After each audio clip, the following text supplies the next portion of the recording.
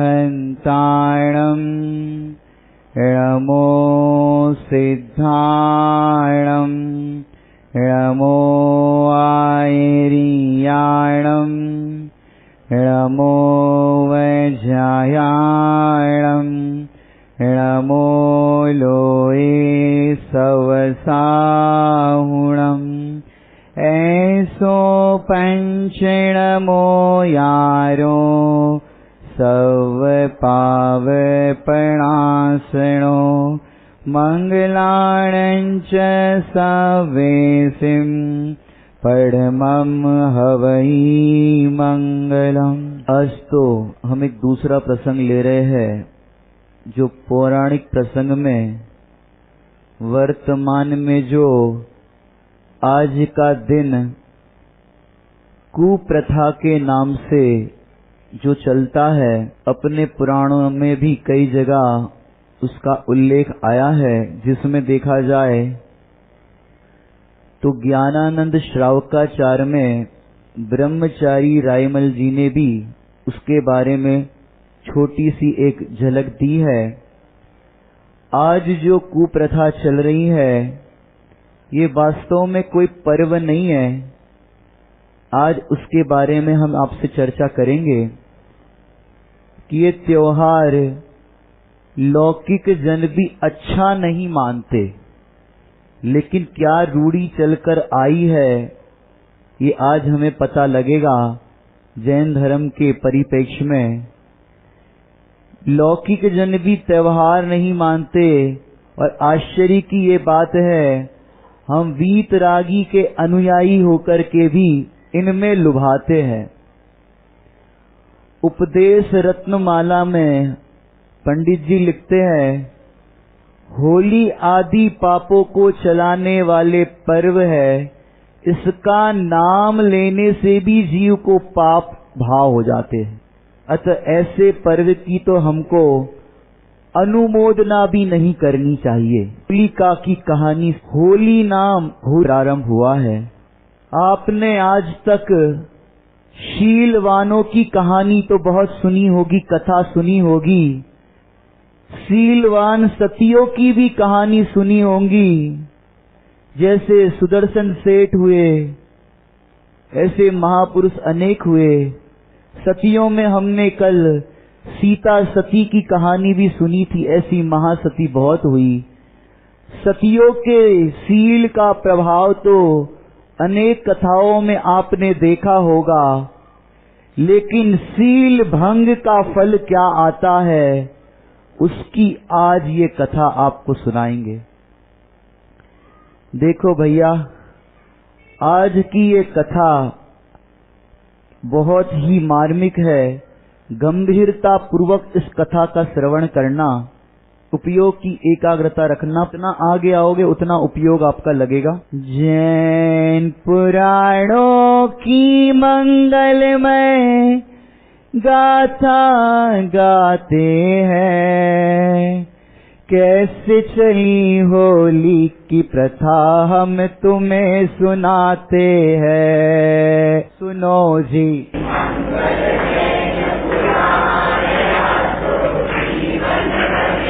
ये लाइन हम ज्यादा दोहराएंगे नहीं, भावों को ज्यादा समझेंगे। अब कहानी क्या है मैंने थोड़ा सा आपको बता दिया है कि शील का तो आपने प्रभाव ग्रंथों में देखा होगा, लेकिन कुशील का माने शील को भंग करने पर क्या हुआ ये आपको आज पता चलेगा। कुशील का फल कैसा होता तुम्हें सुनाते हैं, होलिका की कथा सुना तुमको चेताते हैं। होलिका की कथा सुना तुमको चेताते हैं। धारो भवि मंगलशील धर्म, सभी धर्मों का यही मरम। शील बिना का जीवन तो मुर्दे का जीवन भाई। शील शील बिना श्रृंगार मानो अर्थी ही सजाए। क्या कहते हैं? शील बिना का जीवन मुर्दे का जीवन भाई, कि जैसे मुर्दा होता है, उस मुर्दे के अंदर यदि उस मुर्दे को कोई हिलाए डुलाए खिलाए पिलाए तो उसके अंदर किसी भी प्रकार का रिएक्शन नहीं होता। ऐसे शील बिना का जीवन तो मुर्दे के समान है।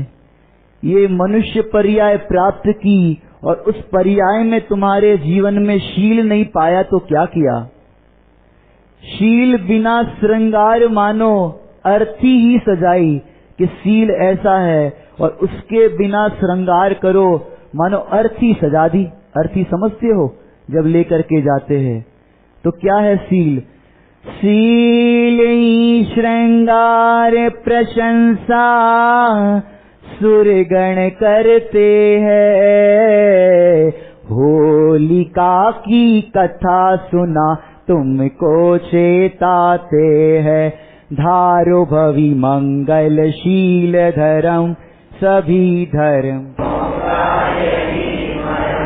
ये कथा प्रारंभ होती है, शील के बारे में बताया कि शील के बिना मानो अर्थी का श्रृंगार हो गया हो। कथा कहाँ से प्रारंभ होती है? एक नगर में एक साहूकार रहता था और साहूकार से मिलने बड़े बड़े श्रेष्ठी जन आते थे और वो बड़े बड़े श्रेष्ठी जन वो साहूकार को नमस्कार करते थे, उसका सम्मान करते थे। आचार्य भगवान कहते हैं वो सम्मान किस काम का? जैसे मिठाई के आगे पीछे मक्खियां आती है कि नहीं आती, ऐसे ये प्रशंसा भी मक्खियों की तरह ज्ञानी समझते हैं। जैसे मल पर जीव आकर के बैठते हैं ऐसे ये प्रशंसा समझना भाई। फिर क्या होता है? एक साहूकार की कन्या होली नाम था भाई। अति स्नेह में पली स्वच्छंद उससे हुई थी भाई। कौन थी ये होली? एक साहूकार की कन्या थी और वो साहूकार की कन्या का नाम क्या था भाई? होली नाम था। और वो कन्या अति स्नेह में पली बड़ी थी। एक ही कन्या हो, एक ही घर में बालक हो तो आप लोग कैसे पालते हो कि भैया स्नेह तो होना चाहिए लेकिन अति स्नेह नहीं। अति स्नेह में पली स्वच्छंद उससे हुई थी भाई। अति स्नेह नहीं होना चाहिए जिससे वो स्वच्छंद हो जाए। स्वच्छंद प्रवृत्ति समझते हो कि उसको संस्कार नहीं मिलते, विनय नम्रता बहुमान शील ये संस्कार नहीं मिलते तो वो शील भी उसको नहीं होता। संस्कार विहीन सुविधाओं से पतन ही पाते हैं। होलिका की कथा सुना तुमको चेताते हैं। धारो भवि मंगल शील धर्म सभी। संस्कार विहीन सुविधाएं पतन का कारण है। यदि आपको संस्कार ना मिले और सुविधाएं दी जाए तो पतन ही होगा, ऐसा कहते हैं बड़े पंडित जी साहब। बच्चों के हाथ में आप मोबाइल पकड़ा देते हो लेकिन संस्कार नहीं पकड़ाते तो उसकी दुर्गति होती है, उसका जीवन निष्फल हो जाता है। भैया बच्चों को संस्कार दो जिससे उनके जीवन में उत्थान हो। ऐसे मोबाइल पकड़ा देने से उनका जीवन तो पतन की ओर बढ़ रहा है। संस्कार विहीन सुविधाओं से पतन ही पाते हैं। होलिका की कथा सुना तुमको चेताते हैं। धारो भवि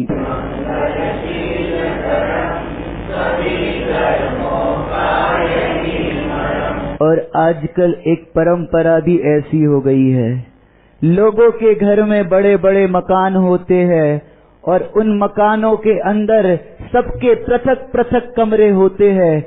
पिताजी माताजी का कमरा अलग, बच्चों 2 बच्चे 4 बच्चे हो तो बच्चों के कमरे अलग अलग। अब बच्चा उस अलग कमरे में क्या कर रहा है, मोबाइल में क्या देख रहा है और किससे बातें कर रहा है, कैसी उसकी चेष्टाएं हो रही है, ये कैसे पता चलेगा। पृथक महल दासी सेवा में उसके थी रहती, स्वच्छंद प्रवर्तन की फल में मर्यादा खो बैठी। कि स्वच्छंद प्रवर्तन हो गया, वह उसको कोई देखने वाला नहीं था, वो अलग महल में रहती थी। कौन? होलिका।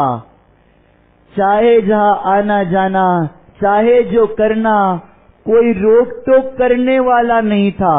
और उससे मर्यादा क्या होती है कि वो कन्या सब खो बैठी। उसके फल में क्या हुआ भाई? एक पुरुष सो मिलन अमर्यादित रूप में पाते हैं। होलिका की कथा सुना तुमको चेताते हैं। धारो भवी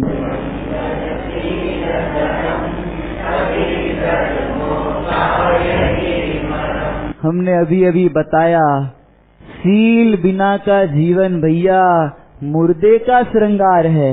और उसको संस्कार नहीं मिले थे बचपन से, अलग पृथक महल में रहती थी और ऐसे चाहे जहां आना, चाहे किसी से मिलना जुलना, अन्य कहीं पर भी वार्तालाप करना, ये तो उस जमाने की घटना है।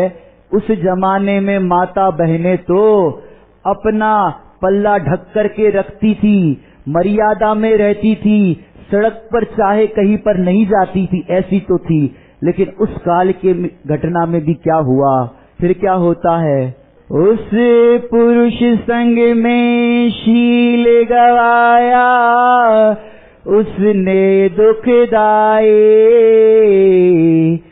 कोई न जाने रात दिवस उसके संग रत भाई।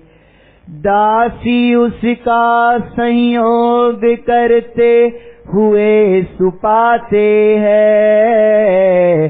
होलिका की कथा सुना तुमको चेताते हैं। धारो भवी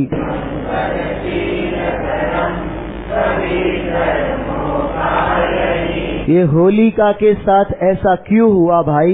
उसके माता पिता ने उसको संस्कार तो नहीं दिए, पृथक महल दिया, भोग सामग्री, अच्छे अच्छे वस्त्राभूषण, पहनने के लिए गहने। जब जो चीज की उसको फरमाइश करे तब वो चीज हाजिर हो जाए। भैया बच्चों की भी यदि कोई फरमाइश हो, वो कुछ मांगे तो उनकी अनुचित मांग का तो निषेध होना चाहिए। हर कोई मांग का पूर्ति नहीं करनी चाहिए भैया, क्योंकि उससे उनका तो पतन होगा। वे आपके नाम को भी लजाएंगे और आपके जिन धर्म को भी लजाएंगे। और फिर क्या हुआ?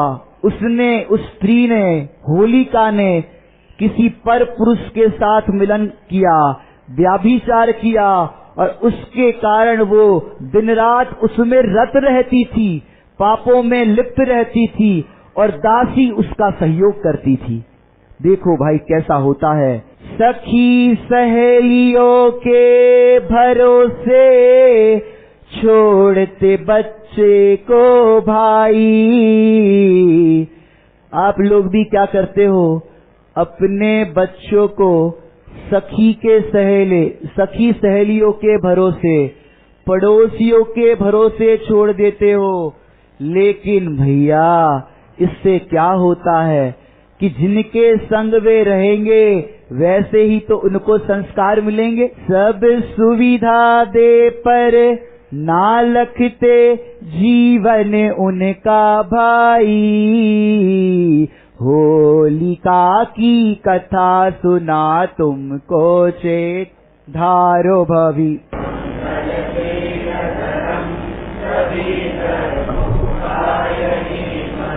जो बच्चों को हॉस्टलों में एकांत में सखी सहेलियों के भरोसे छोड़ दिया करते हैं, वे उनको उल्टे पापों में प्रवर्तित करते हैं, वे उनके पापों की पुष्टि करते हैं। आपको यदि अपने बच्चों को लगाना हो तो अच्छे संस्कार वाले बच्चों के साथ लगाओ, अच्छे ज्ञानवान विवेकवान दयालु जीवों के साथ लगाओ, जिससे उनके जीवन के अंदर भी ऐसे संस्कार आए।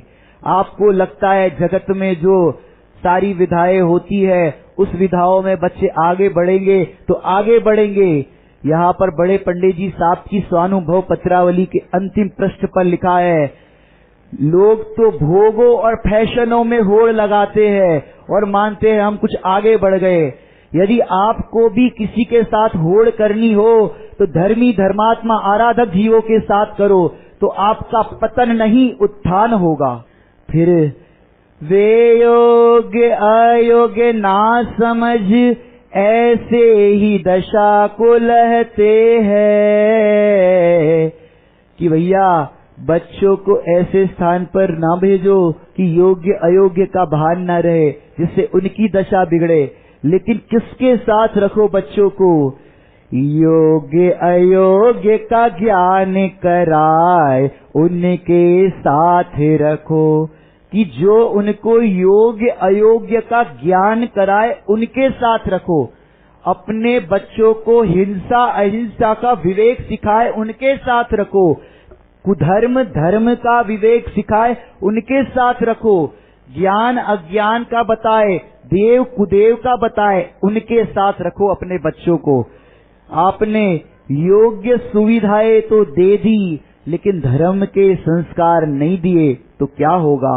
अभी वर्तमान में ही बेंगलोर के अंदर एक जैन लड़की किसी के साथ फोन पर वार्तालाप करती होगी और पिताजी ने कहा कि अब से तुम बात नहीं करोगी, फोन को रख दो, फोन छुड़ा दिया।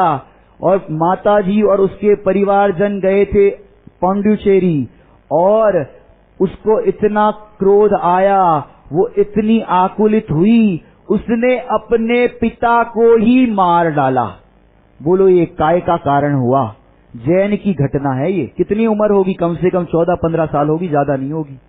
उसने ऐसा कृत्य किया। सोचो, ये संस्कार विहीन सुविधाएं देने का काम है। कल बेंगलोर में घटना घटी है, यहाँ घटेगी, हमारे घर में घटेगी। भैया संस्कार दो। हमारे पूज्य गुरुदेव जी ने हमको 45 वर्ष तक क्या सुनाया? ये संस्कार की बात है। भगवान आत्मा की बातों के साथ साथ ये जीवन के संस्कार भी उन्होंने दिए। ऐसे संस्कार और तो और दूसरा एक हुआ, क्योंकि ये कथा सील की है तो कुशील की निंदा तो होनी चाहिए।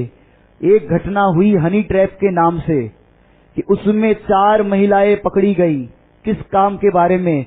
कि वो जो बड़े बड़े विधायक वगैरह होते थे उनके साथ दुष्कृत्य करती थी वो महिला, और वो महिला ब्लैकमेल करती थी, और उनमें 2 महिला जैन थी। जब कानों में ये घटनाएं पड़ती है तो आंखों में आंसू आ जाते हैं ज्ञानियों को कि अरे ये जैनी का नाम आया। ऐसी घटनाएं भैया शर्म से मस्तक झुक जाता है। तो भैया ध्यान रखना आगे क्या होता है। सुविधा के साथ धर्म के संस्कार शुभ दो, अन्यथा होलिका की तरह भ्रष्ट होते पाते हैं। होलिका की कथा सुना तुम धारो भवी।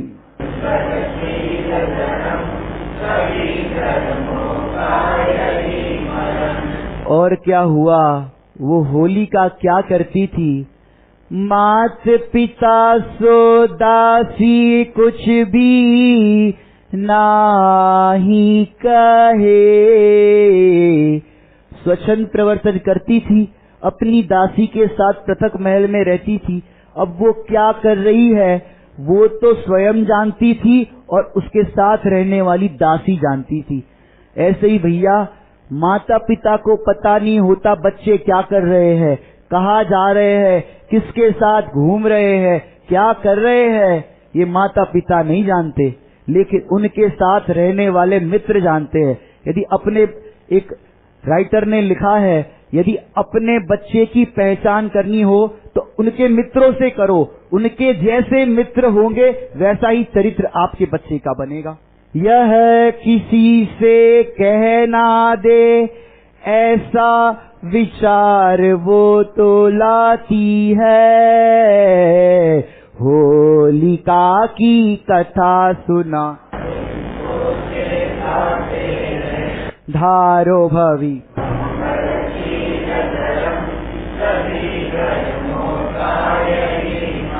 वो माता पिता से छुपके और उस पुरुष के साथ दुष्कृत्य करती थी और वो बात तो उसकी सहेली ही जानती थी। तो ऐसे मित्रों से भी दूर रखना, जो ऐसा आचरण करते हो अपने बच्चों को, ऐसे मित्रों से भी दूर रखना, ऐसा कहते हैं। और उसने सोचा कि आज तो मेरी दासी मेरी आज्ञा में है और सब कुछ मेरा पालन कर रही है, और तो और उसने क्या किया कि अपनी दासी को वो कुछ मुंह ना खोल दे, उसके लिए वो धन भी दिया करती थी जिससे उसका मुख बंद रहे। और तो और घर से जो उसको राशि मिलती थी उस राशि में से वो देती थी, और राशि मिलना कम पड़ी तो इकट्ठा कर करके उसको दिया करती थी। लेकिन पाप करने वाले के मन में भय सदा बना रहता है। पाप का फल तो बाद में आए, लेकिन पाप करते समय आकुलता तो निरंतर बनी रहती है। यह किसी से कह ना दे ऐसा विचार वो तो लाती है, ये किसी और से कह ना दे, ऐसा उसके मन में विचार आया कि यदि ये किसी से कह देगी, मेरे पिताजी माताजी से कह देगी, अड़ोस पड़ोस वालों से कह देगी, नगर वासियों से कह देगी, तो फिर मेरा अपमान होगा। और उसके मन में भय आ गया और वो कुशील पाप के भय से डरने लगी। कौन? होलिका। और उसने क्या किया, ये जीव अपने पापों को छुपाने के लिए किस हद तक जा सकता है ये देखो। जैसे वो बेंगलोर की घटना में हुआ, करे विचार उस दासी की हत्या का भाव सुलाया, पर पापों को मारने का भाव नहीं वो लाए। उस दासी को मारने का भाव आ गया, पर तू जो पाप कर रही है उसको मारने का भाव नहीं आया। यदि उस पाप भाव को मार देती तो पाप छूट जाते। और उसने क्या किया उस दासी के साथ, आग लगा जिंदा ही जलाते हुए सुपाते हैं, होलिका की कथा सुना तुमको चेताते हैं, धारो भवी मंगलशील धर्म सभी। और उसने विचार कुछ किया नहीं, बस उसको लगा कि कहीं ये मेरा पाप प्रकट ना कर दे, तो उसने अपनी दासी को जहर नहीं दिया और कोई प्रकार से नहीं मारा, परंतु जिंदा जलाया। समझते हो आप लोग, एक मुर्दे को भी आप लोग जब शमशान में जलाने जाते हो तो जो उसके स्नेही जन होते हैं उस डेड बॉडी को जलाते हैं, तो स्नेही जन को उस डेड बॉडी को जलते देख भी कष्ट होता है, क्योंकि उससे राग था ना, जिसकी डेथ हुई उससे राग था, तो उस डेड बॉडी को जलते हुए कष्ट होता है देख करके। यहाँ तो उसको जिंदा जलाया, सोचो उसको कैसी पीड़ा हुई होगी उस दासी को। अज्ञानी पाप छिपाने को पाप ही करता भाई, पर छिपाने से छिपे नाही, श्री गुरु कहे भाई। इनको मिटाओ नहीं छिपाओ, सीख सुदेते हैं, होलिका की कथा सुना तुमको चेताते हैं, धारो भवी।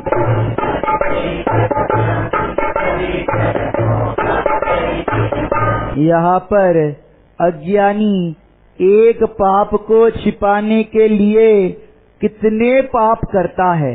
जैसे आपने सुना होगा, एक झूठ को छिपाने के लिए उसने कुशील नाम का पाप किया था। एक गिनते रहना, ये गिनती आपका काम है। कुशील नाम का पाप किया था। अब कुशील नाम के पाप को कोई प्रकट ना कर दे, इसलिए उसने हिंसा की। उस दासी को पैसे देने के लिए चोरी की। कितने हुए? कुशील, हिंसा, चोरी, और अब ये उसने जिंदा जला दिया। अब कोई पूछेगा कैसे मरी तो क्या बोलेगी? झूठ। और वो उसको पैसे देने के लिए क्या इकट्ठा करती थी? परिग्रह। एक पाप कुशील नाम का पांचों पाप लेकर के आता है। ऐसे 7 व्यसन होते हैं।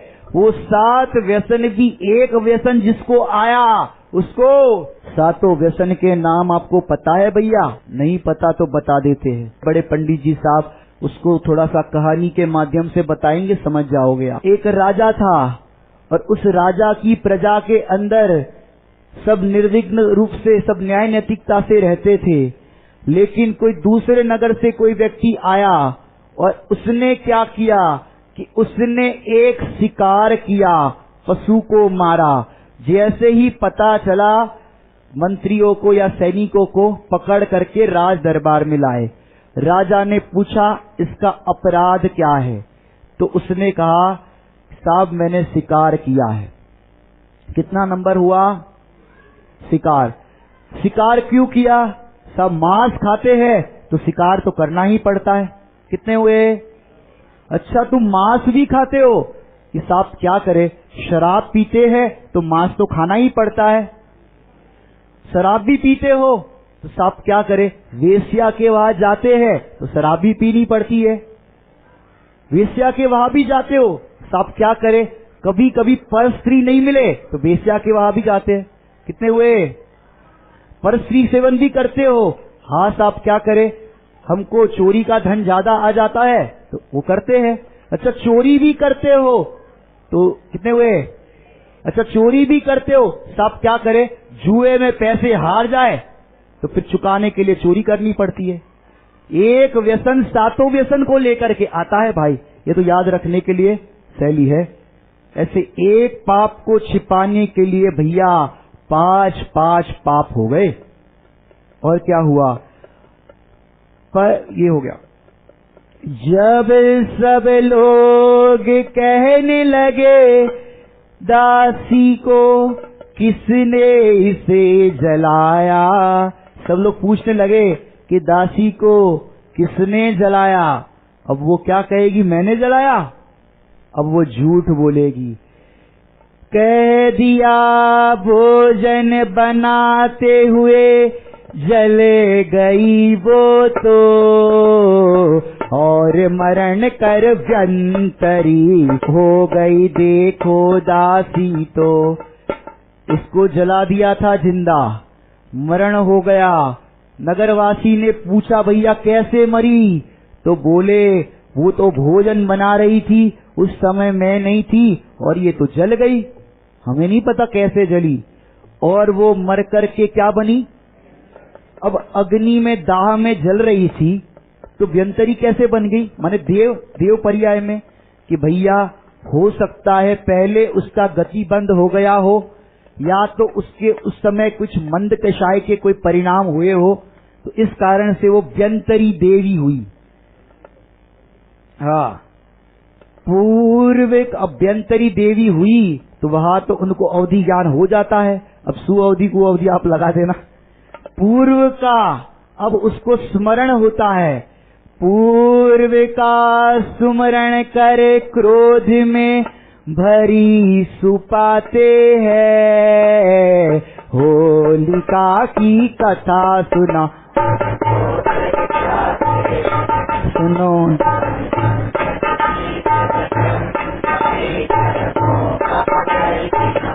भैया ये होलिका ने सोचा दासी तो मर गई, अब तो मैं स्वच्छंदता से भोग करूंगी। अब तो माता पिता तो पहले भी रोक टोक नहीं करते थे, अब तो दासी भी जानने वाली थी, अब वो भी गई। अब वो स्वच्छंदता से भोग करने लगी, अपना चाहे जैसा प्रवर्तन करती थी, उस पुरुष से मिलन करती थी।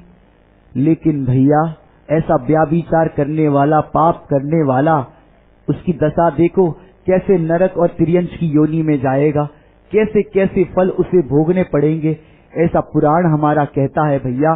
क्योंकि व्याभिचार करने वाले, कुशील करने वाले जीवों को तो सदा सूतक रहता है, और सूतक का मतलब तो सब समझते हो, जिनेंद्र भगवान के स्पर्श करने तक के लायक नहीं।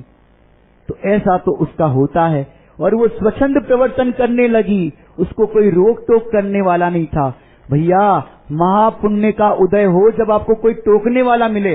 दूध में कोई कोबरा सांप ऐसा करके गया हो, अब बताओ आप वो दूध पीने वाले हो और आप जैसे ही पी रहे हो और किसी ने आकर के ग्लास को गिरा दिया, अब आप करोगे उस पे क्रोध, लेकिन आप मृत्यु से बच गए। जैसे आप लोग भी सोचो, हम और जगह भी देखते हैं, जाते हैं, क्योंकि विषय चाह दावाग्नि लागी भयंकर, ऐसा लिखते हैं जिनवाणी स्तुति में, विषय चाह दावाग्नि लागी भयंकर, उसे ज्ञान जल से बुझाती है वाणी, महिमा स्वयं की स्वयं ही न जानी। महिमा अपनी नहीं जानी तब ऐसे पाप होते भैया, जिसको अपनी महिमा आ जाती उसके पाप छूट जाते। अब देखो, यदि देखो जैसे कोबरा सांप का दृष्टांत दिया, यदि कोई पापों में गिर रहा हो और उसे कोई हाथ पकड़, गड्ढे में गिर रहा हो, उसे कोई हाथ पकड़ के बचा दे, तो उसका उपकार मानना चाहिए कि उस पर द्वेष करना चाहिए? बोलो, उपकार मानना चाहिए। ऐसे कदाचित हम कोई पापों में लिप्त हो रहे हो, हमारा साधर्मी भाई हमें उस पापों से बचाए, तो वो मित्र है। मित्र किसे कहना? मित्र जो रत्नत्रय को मिलाए सो मित्र। इस पर 1 घंटा चर्चा हुई भाई साहब की। मित्र, कैसा मित्र होना चाहिए?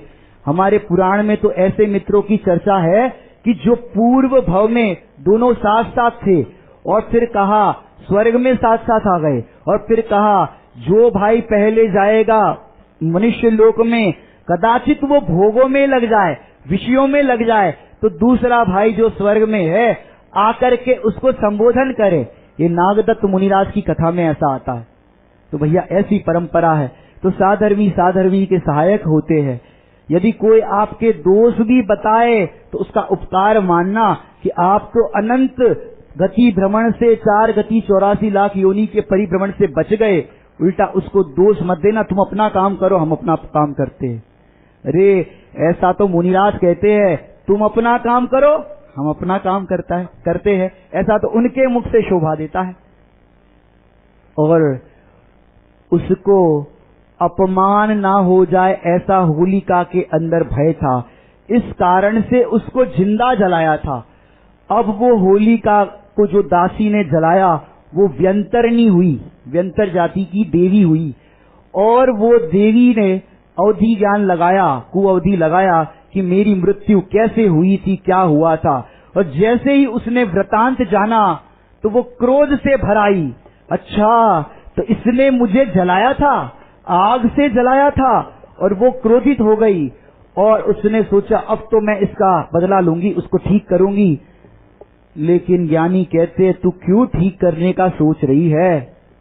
अरे उसके पाप भाव हुए हैं तो उसका उदय ही उसको ठीक करेगा, तू अपने परिणाम क्यों खराब कर रही है? ऐसा तो ज्ञानी कहते हैं। लेकिन उस व्यंतरणी को भी नया बंद होना था, तो उसको बदला लेने का भाव आया, और हुआ क्या? उसने सोचा कि यदि मैं इसको सीधे मार दूंगी तो ये तो क्षण में मर जाएगी, लेकिन इसने मेरे प्राण क्यों लिए थे? क्योंकि वो चाहती थी कि मैं उसका भेद खोल दूंगी और अपमान हो जाएगा। उसने अपमान के कारण मेरे प्राण लिए ना, अब मैं उसका अपमान करूंगी। और उसके चित्त में अपमान की भाव आ गया। और उसने क्या किया देवी ने? अपमान में जीव स्वयं ही मरता सोच कर भाई। अपमान में जीव स्वयं ही उस बात का विचार करके प्रतिक्षण मरता है, जिसको पूजन में भाव मरण कहा है।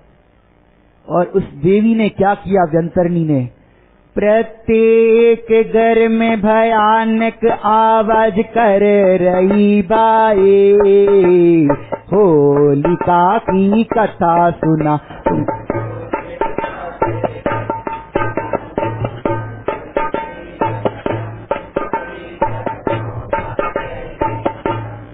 अतः उसने सोचा इसका मैं ऐसे अपमान करूंगी। और उसने क्या किया? वो नगर में गई और प्रत्येक घर में आवाज करने लगी, लोगों को घर घर में नगर में डराने लगी वो व्यंतरनी। और लोगों को कहती थी, लोग पूछे कि तुम कौन हो, हमको क्यों सताती हो, हमने तुम्हारा क्या बिगाड़ा है, हमको मत सताओ। लोग कहे तो कहे मैं दासी साहूकार की भाई। देखो उसने अपना परिचय क्या दिया कि मैं तो साहूकार की कन्या के यहाँ दासी का काम करती थी और मेरी दासी पापी है, वो कुशीलवान है, वो पाप करती है। ऐसा ऐसा नगरवासियों को बताया और सबको इस तरह से डराना प्रारंभ कर दिया। और उसने साहूकार की कन्या को भी रात्रि में या दिन में सोने ना दे। तूने मेरे प्राण लिए थे ना, और उसको सोने ना दे, खाने ना दे, उसके सामने भोजन तो रखा हो, लोगों को लगे भोजन रखा है, उसको भोजन ही ना दिखे। ऐसा उसने विक्रिया कर दी व्यंतर देवी ने। वो दुखी हो गई, आकुलित हो गई, अरे मुझे भूख लगी है। साहूकार की कन्या को भी रात्रि में सोने नहीं दे, दिवस माई भोजन तक खाने नहीं दे। रोगों से ग्रसित करना ना, पीड़ा देते पाते हैं होलिका की।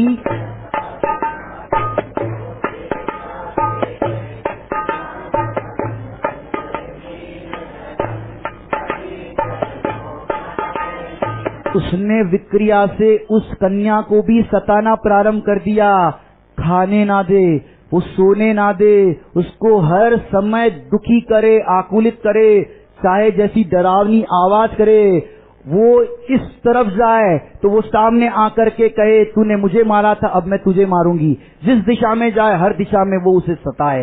वो उसके कारण आकुलित हो गई, वो टेंशन में आ गई और वो दुखी इतनी हो गई, वो रोगों से ग्रसित हो गई। ये काय का फल है भैया, ये कुशील नाम के पाप का फल है। और उसको ऐसा सताने लगी। और फिर क्या हुआ? उसको भारी चिंता हो गई कि अब मैं शांति से कैसे रहूंगी, कि पापी जीव कभी शांत चित्त से नहीं रह सकता। और वो चिंता में पड़ गई, उसके रोग फैल गया। और तो और नगरवासियों से भी कहा कि यदि उसका आप अपमान नहीं करोगे तो आपको भी दंड भोगना पड़ेगा। आप लोग, नगरवासियों से कहा कि आप लोग उस कन्या का पाप जगत में प्रसिद्ध करो, जगत में उसका अपमान करो, क्योंकि वो अपमान के कारण उसने मेरे प्राण लिए थे। और सबको डराने लगी। और लोगों ने सोचा साहूकार की कन्या है, और साहूकार के सामने हम क्या बोले, होता है ना, नगर में साहूकार मतलब बड़ा होता है वो। तो सब लोग सोचे क्या करे। अब वो व्यंतरनी देवी ने क्या किया, नगर में रोगमरी फैला दी। अब क्या करोगे तुम, नगर में भी रोग फैला दिया उसने भाई, और नगरवासी उस रोग के कारण पीड़ित हो गए। अब हम क्या करें, अब हम क्या करें। और व्यंतरनी देवी कहने लगी, हम जो कह रहे वो करो। और एक तरफ या नगर वालों को वो सताए, दूसरे तरफ वो व्यंतरनी किसको सताए, होलिका को। और तो और जब वो पुरुष उससे मिलने के लिए आए तो वो दरवाजा बंद होता था, तो वो दरवाजा विक्रिया से खोल देती थी और कहती थी देखो देखो पाप हो रहा है, पाप हो रहा है, पाप हो रहा है, ऐसे चिल्लाती थी और बताती थी देखो यहाँ पाप हो रहा है, और दरवाजे खोल देती थी विक्रिया से। और तो और जब वो पुरुष बाद में मिलने के लिए आए तो उसको गड्ढे में गिरा दे, उसको डराती थी। और एक बार उसने क्या किया, जब वो मिलने के लिए आए तो गड्ढे में गिरा दिया, और तो और नगरवासियों को रोगमरी फैला दी। और रोगमरी फैलाने पर लोग उस रोग से पीड़ित हो गए। और जब वो कहे कि अपमान करो तो ये नगरवासियों ने उस व्यंतरनी देवी के आगे हाथ जोड़ लिए। नगर में भी रोग फैला दिया उसने भाई, नगरवासी करे प्रार्थना दासी सो सुखदाई। संपूर्ण वृतांत पूर्व का, संपूर्ण वृतांत पूर्व का बताते हुए पाते हैं।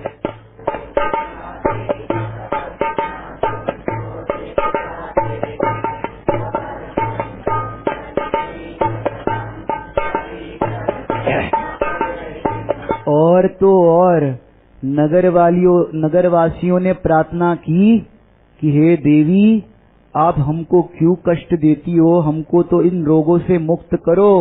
बोले आपको मुक्त कर दूंगी रोगों से, पहले आप उसका अपमान करो।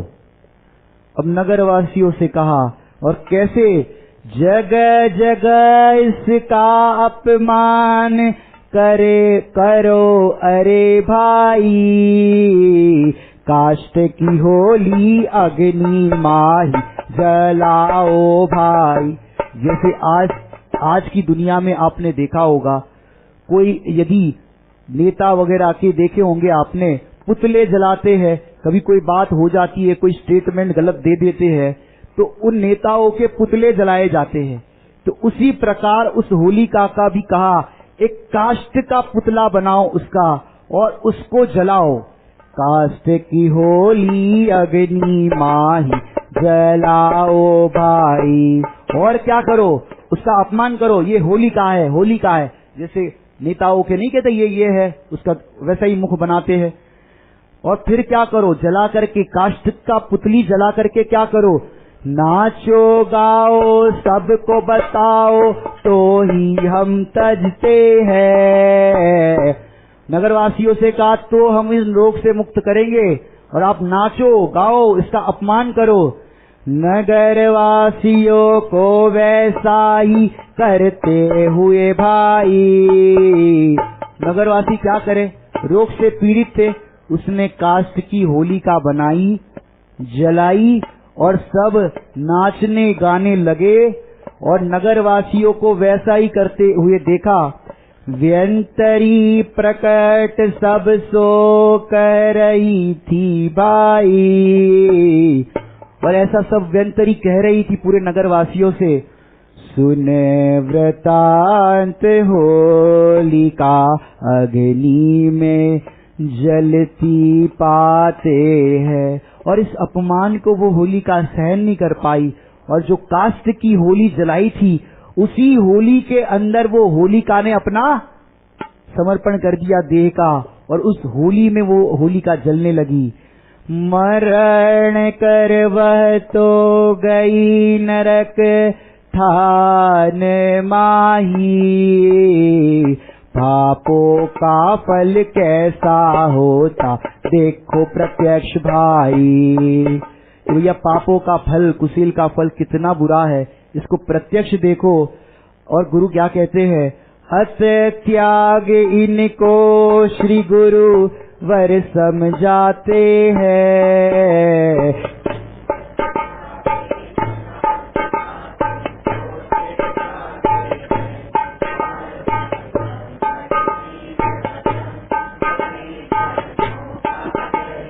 और इस तरह होलिका ने देह समर्पित उसमें कर दिया, होलिका उसमें जलने लगी और सबको ये वृत्तांत उस व्यंतरनी देवी ने सुनाया।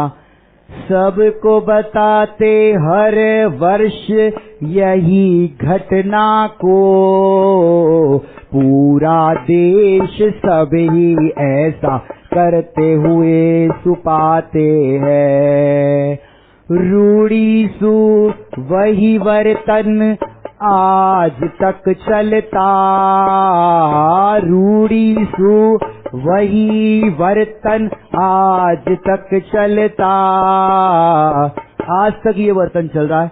अंधानुकरण कर पर्व समझ जगत भी चलाता।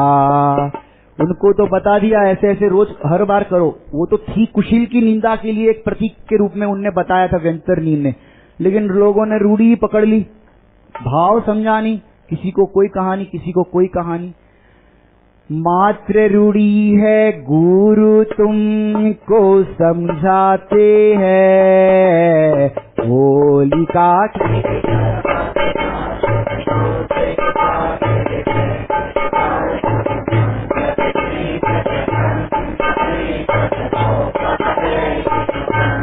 पाप न छोड़ा अपितु पाप में उल्टा ही वर्ते, इस निमित्त आने के अधम उस पाप में वर्ते।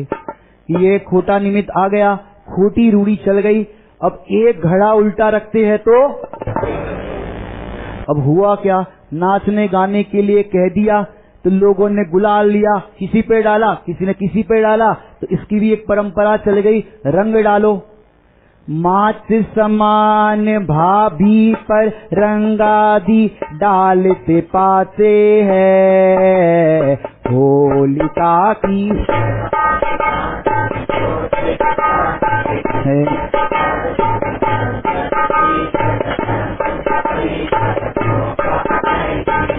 पिता तुल्य जीजाजी संग हंसी मजाक माही, शील माही दोष लगाती अरे वो तो भाई। पापों का फल श्रेष्ठ नाही श्री गुरु समझाते हैं, होलिका की